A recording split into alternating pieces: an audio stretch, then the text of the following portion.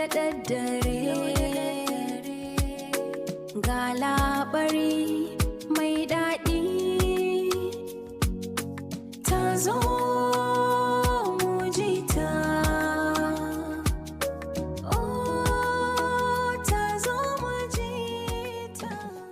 A wani kyakkyawan ƙauye akwai wani zomo mai yawan dariya da wasa. Kullum yana yawo, yana murna ba tare da damuwa ba, yayin da sauran dabbobi suke aiki. Zomo kuwa yana can yana tsalle-tsalle da wasa. Wata rana, zomo ya ga wani ƙaramin ɗan tsuntsu yana gina gidansa a kan bishiya.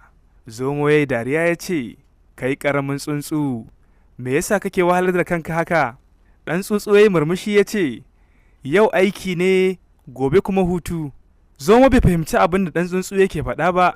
Bayan wasu kwanaki sai ruwan sama mai ƙarfi ya sauko, iska ta fara kaɗawa ta ko'ina.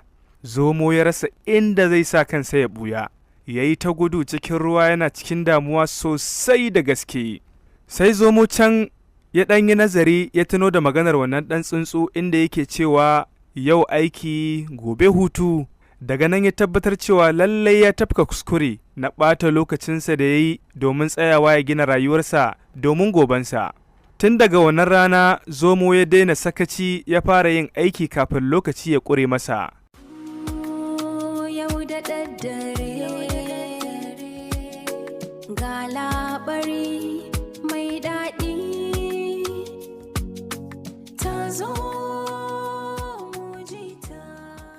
Shin ko kun san menene darasi cin wannan tatsuniya?